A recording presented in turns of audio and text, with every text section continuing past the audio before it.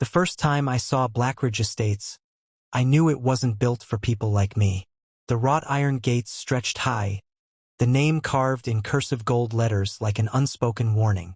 Inside, rows of pristine mansions sat behind manicured hedges, their driveways lined with imported palm trees that swayed lazily in the breeze. At the heart of it all, a private golf course, stretching like an emerald crown, untouched and exclusive. I wasn't supposed to own property here, but I did. The lakefront vacation home had been my late grandfather's dream. A small but elegant property nestled at the edge of the water, away from the imposing estates. He bought it before the neighborhood became what it is now, a haven for old money and new rules. For years I kept my head down, paid my HOA fees, didn't cause trouble. But Blackridge had a way of reminding you that you didn't belong. It started with little things: a missing garbage bin, a mysteriously late utilities bill, the community newsletter that conveniently skipped my mailbox. Small annoyances easy to ignore. Then, a formal notice appeared on my door. Violation, improper landscaping, $500 fine. I frowned. My lawn was pristine, every blade of grass cut to regulation length, my flower beds blooming with the same pre-approved hydrangeas as my neighbors. I called the HOA office. A clipped voice informed me that my grass was 2 shades darker than the community aesthetic allowed. I laughed. They didn't. More violations followed. Fines stacked. Unpaid fees, threats of legal action, warnings of property liens. And then I met him. Grant Ellison, the HOA president. A man who wore his privilege like a tailored suit, crisp and suffocating. White hair slicked back. His smile was all polite hostility. The first time he visited my home, he didn't knock. Just walked up my driveway, hands clasped behind his back, surveying my property like a plantation owner inspecting the fields. "Mr. Carter," he said smoothly, "Blackridge has a standard to uphold. I'm sure you understand." I understood just fine. He wasn't talking about the landscaping. The warning was clear. People like me didn't get to own homes in Blackridge. I thought I could fight back, stand my ground. I had no idea what was coming, because 2 months later, my vacation home would be nothing but ashes. It started with the lake. One morning, I stepped onto my back porch, coffee in hand, expecting the usual view. The glassy water stretching to the horizon, mist rolling off its surface. But something was wrong. A private property sign had been staked right at the shoreline. "Trespassers will be prosecuted." I frowned. That made no sense.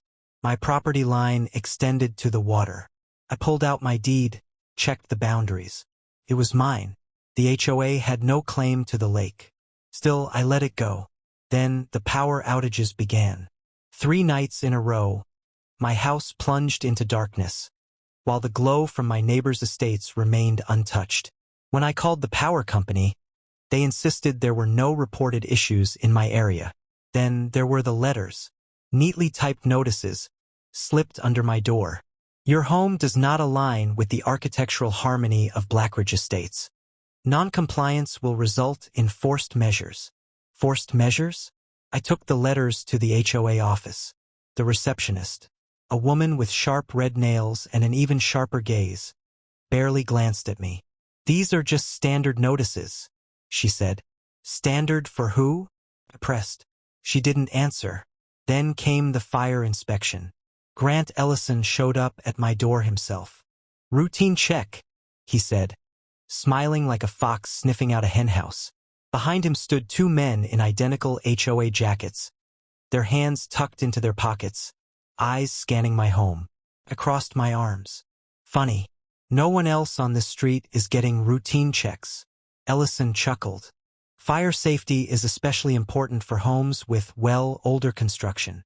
Older construction. I heard what he didn't say. I let them in, watching as they prowled through my home like they were already planning what to do with it once I was gone. One of them accidentally knocked over a framed picture of my grandfather. Another opened my fuse box, muttering something about liability concerns. When they left, a sick feeling settled in my gut. I wasn't imagining this. This wasn't about HOA rules. It was about making me leave. and something told me they were just getting started. I wasn't going to roll over. The next morning, I drove straight to the HOA office, my fists clenched around a folder thick with property records, emails, and photos. If they wanted to play games, I was ready. The receptionist barely looked up.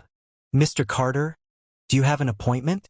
I didn't realize I needed one to ask why my legally owned property is being targeted. I shot back. Before she could respond, Grant Ellison stepped into the lobby. Crisp suit, gold watch, the same condescending smirk that made my blood boil. "Ah, Mr. Carter," he said, as if I'd wandered into the wrong neighborhood instead of my own HOA's office. "I assume you're here about your violations?" I slapped my folder onto the counter. "I'm here because my home is being harassed. Fake fines, power outages, illegal property signs. You even sent men into my house to, what? Intimidate me?" Ellison chuckled, shaking his head. "Mr. Carter, we enforce regulations equally. If you feel unfairly targeted, perhaps you should review the HOA bylaws. You agreed to them, after all." He said it like I'd signed away my rights the moment I moved here. I exhaled slowly, controlling my temper. "Then let's talk about the bylaws. Nowhere does it say you can cut off my power, or stake false property claims, or conduct unauthorized inspections." He held up a hand, fake patience oozing from his expression. "The community has concerns, Mr. Carter. You must understand, Blackridge Estates maintains a certain standard. Home values, aesthetic integrity, neighborhood harmony." There it was, the coded language. I stepped closer, my voice dropping. "Say what you mean, Ellison." His smirk didn't waver, but his eyes, cold, calculating. "I mean," he said, voice smooth as glass, "that Blackridge is exclusive, and we take care of our own." He patted my folder dismissively. "I suggest you reconsider whether this community is the right fit for you." I clenched my jaw. I wasn't going to win this battle here, but I wasn't backing down. I needed proof. Ellison was too slick, too careful. He wouldn't put anything in writing, and the HOA board, mostly wealthy retirees who saw me as an outsider, weren't about to admit their own corruption. But the employees, the ones who did the grunt work, they might be a different story. That's how I found Marcus, a junior maintenance worker, barely out of his 20s. I cornered him outside the clubhouse, catching him just as he finished loading HOA equipment into a truck. First, he avoided my gaze. "Man, I can't help you. I need this job." I leaned in. "They cut my power, blocked my lake access. They're trying to force me out. I know Ellison's behind it, but I need proof." Marcus hesitated. His fingers tightened around the edge of the truck. "They told me to flag your house for random maintenance checks," he admitted, voice low. "Said if I found anything out of compliance, even a chipped paint job, to report it." Then the fire inspection? That wasn't routine. Ellison ordered it. I wasn't surprised, but what he said next made my stomach turn. "They've been talking about your house in meetings, saying it's an eyesore, that you're not the right kind of homeowner." Rage burned in my chest. "You mean because I'm black?" Marcus swallowed hard but didn't deny it. Instead, he reached into the truck, pulled out a tablet, and hesitated. Then, with a quick glance over his shoulder, he handed it to me. "Security footage," he muttered, "from the last inspection. Watch it." I clicked play, and what I saw made my blood turn ice cold. Ellison and his men, inside my house, one of them opening my fuse box, another pulling something small from his pocket, placing it inside. A subtle movement, but deliberate. I zoomed in. It was a fire hazard device, something designed to short-circuit the system, to cause an electrical fire. I stared at Marcus. They were trying to burn my house down. His silence was all the confirmation I needed. I had my proof. Now it was war. I wasn't going to the police. Not yet. Cops in places like Blackridge Estates had a way of siding with men like Grant Ellison. I needed to make this public. To make it so big, so undeniable, that no amount of HOA power plays could sweep it under the rug. So I set the stage. The next HOA meeting was scheduled for Friday evening at the Blackridge Clubhouse. A massive, glass-paneled building overlooking the golf course, the heart of the community's wealth and power. Every homeowner would be there, sipping overpriced wine and pretending their perfect little world wasn't built on exclusion. Perfect. That night, I walked into the clubhouse like a man with nothing to lose. My suit was crisp, my posture steady, but inside, my pulse hammered. Ellison stood at the head of the room, addressing the crowd, his voice a smooth hum of control. Now, regarding the matter of unsanctioned properties within Blackridge, he smiled, the kind of smile that carried a knife beneath it. We must all agree that preserving the integrity of our community is our top priority. I knew what was coming, which brings us to an unfortunate case, he continued, eyes sliding toward me like a serpent sizing up its prey. A property that, despite repeated violations and warnings, refuses to align with our community standards. A property that has, frankly, become a liability. Murmurs rippled through the crowd. People turned toward me, some smug, some uncomfortable.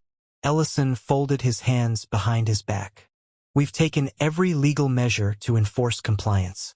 But as of this evening, the HOA board has voted, unanimously, to move forward with forcible acquisition. A beat of silence. Then the words hit me like a gunshot. They were stealing my home. The murmurs grew. A few people clapped, nodding in approval. Others just watched, waiting to see how I'd react. Ellison smiled like he'd already won. I let the silence hang. Let him enjoy his moment.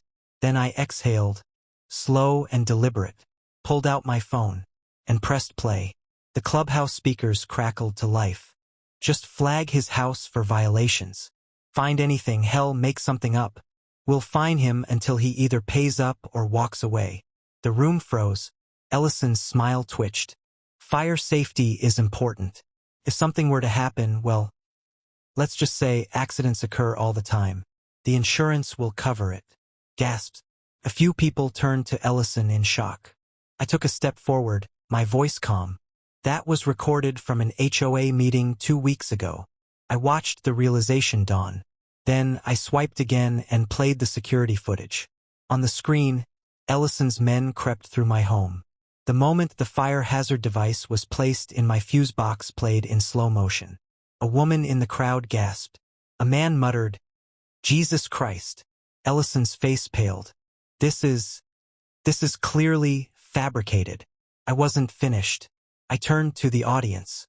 How many of you have had sudden, unexplained violations? Increased fees? How many of you have donated to this HOA, only for that money to disappear? More murmurs. Uneasy shifting. Doubt creeping in. Then I dropped the final bombshell. I pulled out a certified legal notice and raised it high. This, I said, is an injunction. As of this morning, a judge has frozen all HOA accounts pending an investigation into financial misconduct, fraud, and property tampering. Now it was chaos. People shouting, some turning on Ellison, others demanding explanations. HOA board members whispering frantically. Ellison's arrogance cracked. This is ridiculous. You can't. I stepped closer, lowering my voice so only he could hear. You tried to burn my house down. He swallowed. For the first time, fear flickered in his eyes. I leaned in. Your reign is over, Grant. And then the front doors swung open, revealing 2 uniformed officers. Ellison turned. His face drained completely. Mr. Grant Ellison? One of them said, stepping forward. We have a warrant for your arrest. And just like that, the king of Blackridge Estates fell. For the first time, Grant Ellison had no control. The moment the officers stepped forward, the room shifted. The HOA board, his loyal puppets, froze. The smug homeowners who once whispered their support for him, silent. Mr. Ellison, the officer repeated, his voice firm. You're under arrest for conspiracy to commit fraud, property tampering, and attempted arson. Murmurs turned into shouts. People backed away from Ellison like his corruption was contagious. His jaw tensed, his hands curling into fists. This is insane, he snapped. I am the president of this community. You can't. Sir. The officer cut him off. We have evidence. Security footage, witness testimony, and financial records showing embezzlement from HOA funds. I took a slow step forward, letting him feel my presence. And you thought you were untouchable. Ellison spun toward me, his composure cracking. You set me up. No, I said, voice steady. You set yourself up. I just made sure everyone saw the truth. The officers grabbed his arms, but he yanked free, chest heaving. His face turned red with fury, but beneath it, panic. You all believe him over me? He barked, sweeping his gaze over the room. His desperation bled through every word. I built Blackridge. I kept you people safe. You people. There it was. The mask off. Somewhere in the crowd, a woman gasped. A man shifted uncomfortably. Ellison wasn't just talking about me anymore. He was talking about them. The same people he had overcharged, threatened, and scammed for years. A voice cut through the tension. You stole from us. Everyone turned. It was Daniel Foster, a longtime homeowner. White-haired, retired military. The ideal Blackridge resident. And one of Ellison's biggest supporters until now. Daniel's voice was grim. You took millions in fees and spent it on yourself. He pointed a shaking finger at Ellison. You stole from me, from all of us. A ripple of realization swept through the room. The HOA wasn't just targeting me. Ellison had been bleeding the entire community dry. I was protecting our investments, Ellison sputtered, backpedaling fast. I was ensuring our standard of living. A woman near the front folded her arms. By embezzling our money? A younger man shook his head. By trying to burn down a homeowner's house? Ellison spun back to me, eyes burning. You think you won? He sneered. You really believe this is over? I held his gaze. Calm, steady, in control. Oh, I know it's over. And then the second bombshell dropped. The doors swung open again. This time, 2 suits stepped inside. One held a briefcase, the other a clipboard. Mr. Carter? The taller one said, nodding at me. We're from the state attorney's office. Ellison stilled. Thanks to your evidence, the man continued.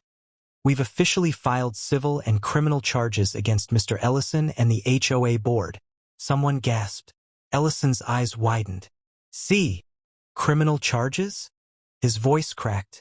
The man barely glanced at him. Fraud, racketeering, and, given the attempted arson. He looked straight at me, then back at Ellison. Potentially attempted murder. Dead. Silence. Then, a new sound. A choked, gasping breath.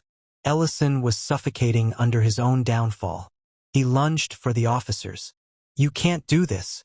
I am this community. A sharp click of handcuffs silenced him. The king of Blackridge was shackled like a common criminal. I turned to the stunned homeowners.